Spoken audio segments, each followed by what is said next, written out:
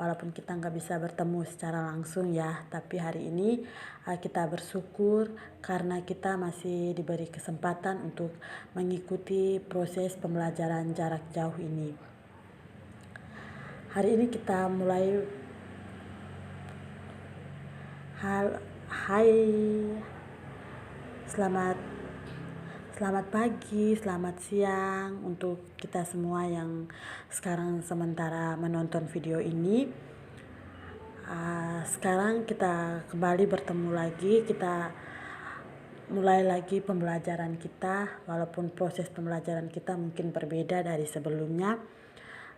Sekarang kita masih dalam pembelajaran jarak jauh ya. Kita berdoa semoga pandemi virus corona ini segera berakhir supaya kita semua bisa berkumpul bersama di sekolah, kita bisa bertemu secara tatap muka, supaya komunikasi yang kita lakukan itu mungkin bisa lebih baik. Tapi Ibu berharap walaupun pembelajaran kita seperti ini, pembelajaran jarak jauh, besar harapan Ibu agar kalian juga tetap semangat dalam belajar, kalian juga memiliki pikiran yang jernih, pikiran yang baru dalam semangat yang baru dalam proses pembelajaran kalian. Kita mulai ya. Hari ini kita bertemu lagi untuk ketiga kalinya dalam proses pembelajaran jarak jauh mata pelajaran pendidikan Pancasila dan kewarganegaraan. 2 minggu yang lalu berturut-turut, hari Sabtu kita mempelajari tentang konsep hak dan kewajiban dari seorang warga negara, lalu substansi hak dan kewajiban warga negara dalam kaitannya dengan Pancasila sebagai dasar negara Indonesia.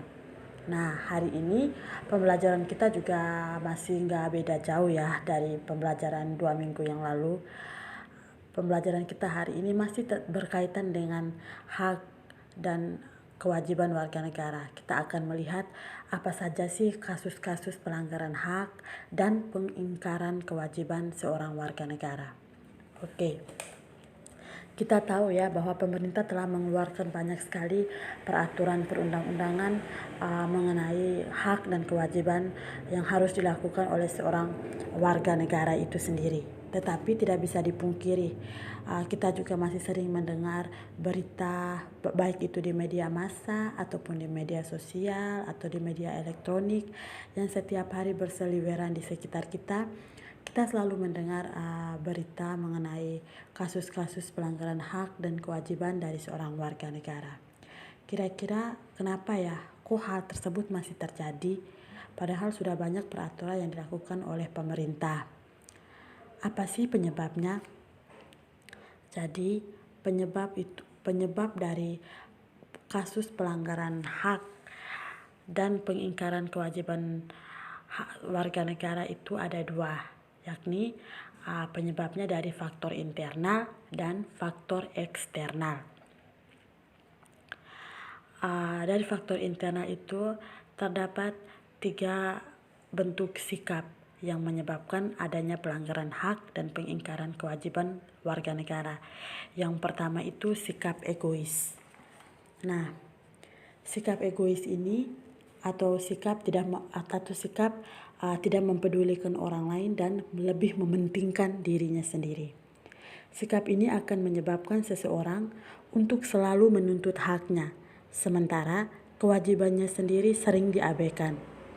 Seseorang yang mempunyai sikap seperti ini akan menghalalkan segala cara supaya haknya bisa terpenuhi, meskipun caranya tersebut dapat melanggar hak orang lain. Nah, kita sudah belajar kan dari 2 minggu yang lalu bahwa hak itu harus disertai dengan kewajiban. Nah, kewajiban itu yang merupakan salah satu bentuk kita untuk menghargai hak orang lain.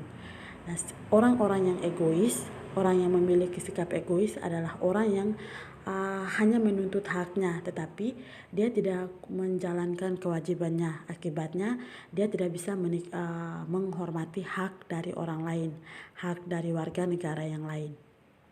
Lalu ada pula faktor internal yang kedua adalah rendahnya kesadaran berbangsa dan bernegara.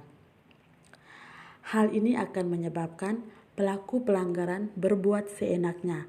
Pelaku tidak mau tahu bahwa orang lain juga mempunyai hak yang harus dihormati. Nah, sikap tidak mau tahu ini biasanya berakibat muncul perilaku atau tindakan penyimpangan terhadap hak dan kewajiban warga negara. Faktor internal yang ketiga ada pada sikap tidak toleran.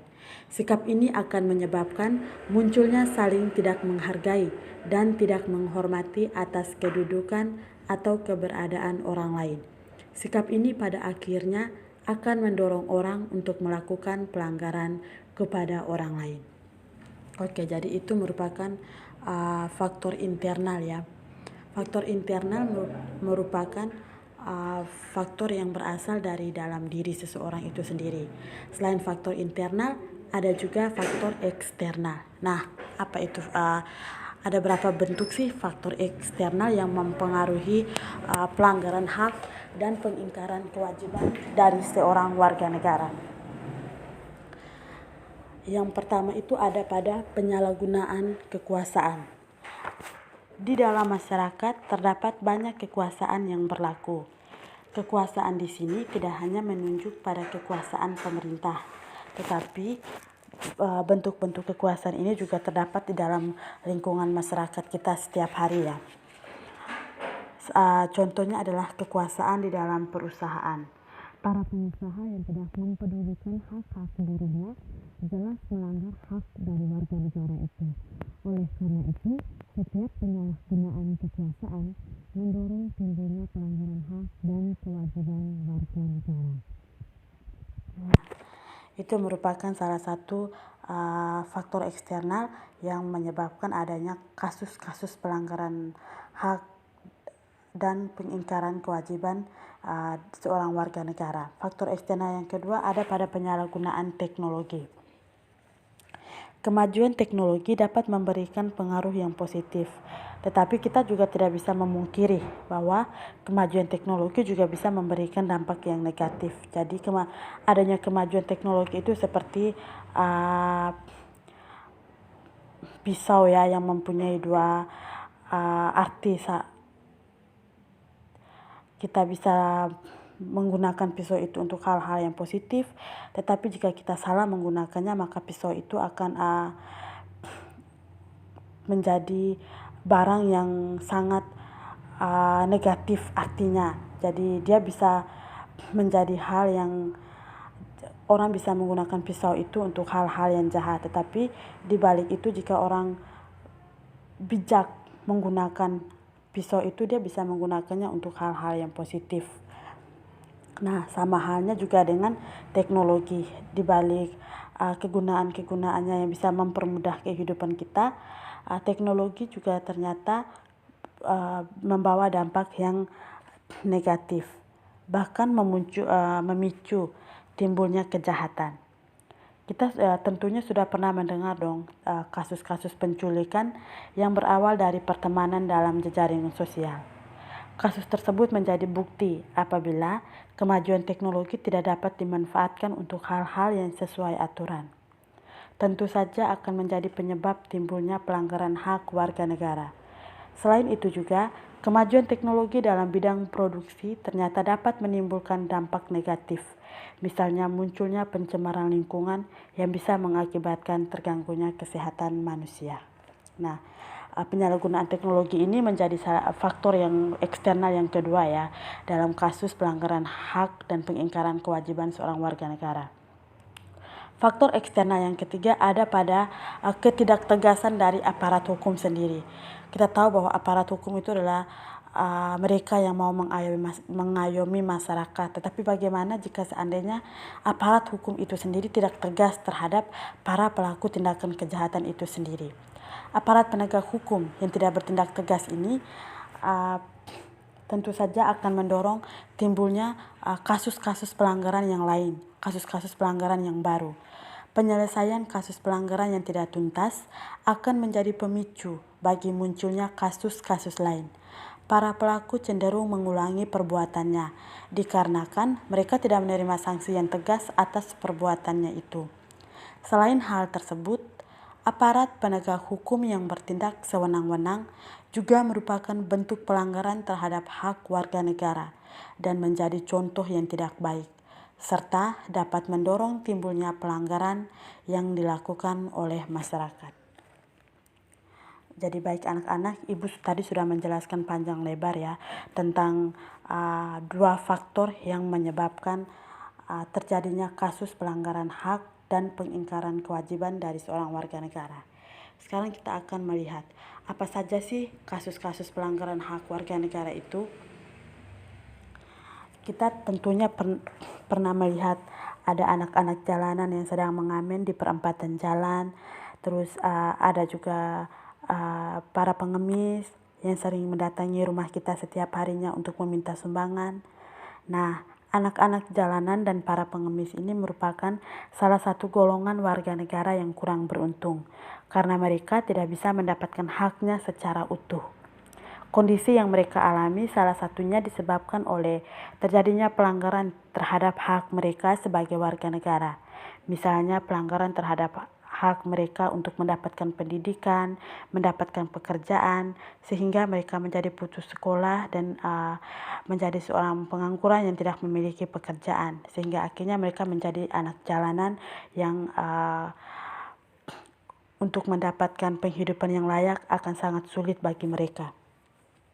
Jadi pelanggaran terhadap hak warga negara itu bisa kita lihat dari kondisi-kondisi yang setiap hari selalu ada dalam kehidupan kita. Contoh yang pertama itu proses penegakan hukum yang masih belum optimal dilakukan. Misalnya terjadinya kasus salah tangkap, diskriminasi oleh para aparat hukum. Kalian pastinya pernah dengar dong berita di TV, ada polisi yang salah menangkap, bahkan ada yang polisi salah menembaki orang sampai orang itu tewas. Itu merupakan salah satu bentuk pelanggaran hak dari seorang warga negara yang dikarenakan proses penegakan hukum yang masih belum optimal. Atau ada pula kasus-kasus tersangka yang melakukan pembunuhan, namun sanksi yang didapatnya tidak seberapa. Mungkin dia hanya menjalankan sanksi beberapa bulan, atau bahkan ada kasus juga yang pernah kita baca, pernah kita dengar, ada orang yang melakukan pembunuhan, tetapi orang itu dinyatakan bebas oleh hakim dan tidak mendapatkan sanksi apa-apa. Nah, sebenarnya ini juga menjadi salah satu bentuk pelanggaran hak ya.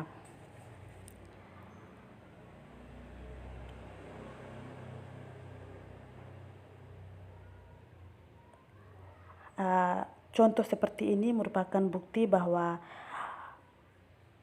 amanat dari pasal 27 ayat 1 Undang-Undang Dasar Negara Republik Indonesia tahun 1945 yang menyatakan bahwa segala warga negara bersamaan kedudukannya di dalam hukum dan pemerintahan dan wajib menjunjung hukum dan pemerintahan itu dengan tidak ada kecualinya belum sepenuhnya dilaksanakan. Jadi contoh-contoh kasus seperti itu tadi, misalnya salah tangkap, salah tembak, lalu hukuman yang diberikan tidak sesuai dengan kesalahan, itu merupakan salah satu bentuk dari tidak terimplementasinya Undang-Undang Dasar Negara Republik Indonesia tahun 1945 pasal 27 ayat 1. Yang mana kita tahu bahwa di pasal 27 ayat 1 itu menjelaskan bahwa semua warga negara itu harus wajib menjunjung hukum dan pemerintahan itu ya tanpa ada kecuali. Lalu contoh yang kedua itu misalnya tingkat kemiskinan dan angka pengangguran di negara kita yang masih cukup tinggi. Nah, tingkat kemiskinan dan angka pengangguran ini mau menyatakan bahwa amanat dari pasal 27 ayat 2 itu belum dapat dilaksanakan dengan baik. Di mana yang kita tahu di pasal 27 ayat 2 Undang-Undang Dasar Negara Republik Indonesia bahwa tiap-tiap warga negara berhak atas pekerjaan yang layak dan penghidupan yang layak bagi kemanusiaan. Contoh yang ketiga itu adalah merebaknya kasus pelanggaran hak asasi manusia seperti pembunuhan, penculikan, pemerkosaan, kekerasan dalam rumah tangga, dan lain-lain. Adanya kasus-kasus ini merupakan salah satu bentuk pelanggaran hak hak dari warga negara, yang mana menjadi salah satu bentuk juga tidak amanatnya dari pasal 28A sampai 28J Undang-Undang Dasar Negara Republik Indonesia tahun 1945, di mana Undang-Undang Dasar pasal 28 itu menjamin keberadaan dari hak asasi manusia itu sendiri. Contoh yang keempat adalah masih terjadinya tindakan kekerasan yang mengatasnamakan agama, misalnya penyerangan tempat peribadatan. Ini merupakan salah satu contoh dari kasus pelanggaran hak yang mana tidak mengamanatkan Undang-Undang Dasar Negara Republik Indonesia tahun 1945 pasal 29 ayat 2 yang menegaskan bahwa negara menjamin kemerdekaan tiap-tiap penduduk untuk memeluk agamanya masing-masing dan untuk beribadat menurut agamanya dan kepercayaannya itu. Nah, di pasal ini sudah jelas-jelas menjamin ya kalau warga negaranya itu bebas untuk memeluk agama apa saja dan beribadat menurut agamanya. Tetapi adanya kasus-kasus seperti ini, misalnya penyerangan tempat peribadatan atau pelecehan agama-agama tertentu lewat media sosial atau secara langsung, itu merupakan salah satu bentuk pelanggaran hak yang mana tidak mengamanatkan pasal 29 ayat 2 ini. Contoh yang kelima, misalnya angka putus sekolah yang masih cukup tinggi. Kita semua tahu ya, di Undang-Undang Dasar Negara Republik Indonesia tahun 1945, pasal 31 ayat 1 itu menyatakan bahwa setiap warga negara berhak mendapatkan pendidikan. Jadi, anak-anak jalanan yang putus sekolah itu merupakan mereka juga menjadi korban dari pelanggaran hak warga negara itu sendiri. Contoh yang berikutnya kita bisa lihat dari pelanggaran hak cipta, misalnya peredaran VCD atau DVD bajakan. Nah, perilaku plagiat ini merupakan salah satu bentuk pelanggaran hak juga ya. Contoh-contoh yang diuraikan tadi membuktikan bahwa tidak terpenuhinya hak warga negara dikarenakan adanya kelalaian atau pengingkaran dalam pemenuhan kewajiban sebagaimana yang dipersyaratkan dalam Undang-Undang Dasar Negara Republik Indonesia tahun 1945 dan ketentuan perundang-undangan lainnya. Hal-hal tersebut apabila tidak segera diatasi maka dapat mengganggu kelancaran proses pembangunan yang akan dilaksanakan di negara kita yang tercinta ini. Nah, tadi kita sudah melihat kasus pelanggaran hak. Selain pelanggaran hak, ada juga pengingkaran kewajiban. Seperti yang Ibu sudah jelaskan tadi, di mana ada hak, di situ juga harus ada kewajiban yang harus dilakukan oleh seseorang. Nah, ada pula orang-orang yang tidak melakukan kewajiban itu. Mereka ini disebut dengan orang yang mengingkari kewajibannya sebagai warga negara. Contohnya tidak membayar pajak. Tidak membayar pajak ini merupakan salah satu bentuk pengingkaran dari kewajiban sebagai seorang warga negara ya, dan ini bertentangan dengan pasal 23 ayat 2 Undang-Undang Dasar tahun 1945 bahwa segala pajak untuk keperluan negara berdasarkan undang-undang harus dibayar oleh setiap warga negaranya. Lalu yang kedua itu tidak menaati peraturan lalu lintas. Setiap warga negara itu mempunyai kewajiban menaati peraturan lalu lintas, baik sebagai pejalan kaki, pengendara motor, dan pengguna jalan lain. Contoh perbuatan yang tidak menaati peraturan lalu lintas adalah tidak mempunyai surat kendaraan yang lengkap, parkir di sembarang tempat, melanggar lampu merah, dan lain-lain.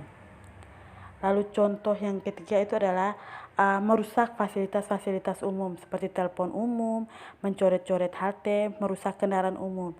Padahal kalau rusak akan merugikan diri sendiri yang akan menggunakan fasilitas tersebut. Bukan hanya diri sendiri, mungkin keluarga kita, orang-orang terdekat kita yang mungkin nanti akan menggunakan fasilitas tersebut juga akan merasa rugi karena tindakan yang dilakukan oleh kita ini. Nah, merusak fasilitas umum ini berarti menjadi salah satu bentuk pengingkaran terhadap kewajiban warga negara terhadap lingkungan dan alam sekitar.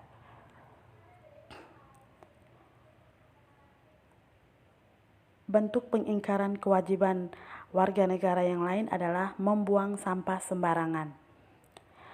Sekarang kita bisa lihat ya adanya banjir di mana-mana itu dikarenakan sampah yang dibuang oleh masyarakat dengan sembarang, tidak membuang sampah pada tempatnya, lalu membuang sampah di sungai. Nah, ini juga menjadi salah satu bentuk pengingkaran kewajiban warga negara. Pengingkaran kewajiban warga negara yang lain adalah korupsi. Korupsi ini merupakan salah satu penyakit yang memang dari dulu tidak pernah sembuh di negara kita. Setiap hari, setiap saat, kita tidak pernah luput, tidak pernah absen mendengar berita tentang korupsi. Selalu ada saja di TV, ada di media sosial, ada saja yang namanya berita tentang korupsi itu ya. Jadi seolah-olah korupsi itu sudah mendarah daging di negara kita ini. Korupsi ini merupakan salah satu perilaku yang mencerminkan ketidakjujuran. Perilaku ini dapat merugikan rakyat dan negara hingga triliunan rupiah. Itu artinya seseorang sudah mengingkari banyak kewajibannya sebagai warga negara. Kewajiban tersebut antara lain kewajiban menghormati orang lain, membela negara, dan ikut serta dalam mencapai tujuan pembangunan nasional. Dengan demikian, sungguh banyak kesalahan dan dosa orang yang melakukan korupsi itu. Contoh lain dari pengingkaran kewajiban warga negara adalah tidak ikut serta dalam pembelaan negara. Ini akan bertentangan dengan Undang-Undang Dasar Negara Republik Indonesia tahun 1945 pasal 30 ayat 1 yang artinya tiap warga negara harus wajib ikut serta dalam bentuk-bentuk usaha pembelaan negara sesuai perannya masing-masing. Contoh pelanggaran yang paling sering kita lihat sebagai bentuk pengingkaran kewajiban negara terhadap pembelaan negara adalah seorang pelajar yang tidak bersungguh-sungguh dalam melaksanakan suatu tugas dan kewajibannya sebagai pelajar yang baik, dan bahkan menimbulkan perkelahian dan kekacauan di masyarakat. Nah, dalam hal ini secara lebih luas, seorang warga negara, dia itu adalah seorang warga negara yang tidak mau tahu dengan lingkungannya dan negaranya, atau dia tuh lebih sering berbuat atau melakukan tindakan yang memecah belah bangsa Indonesia sendiri.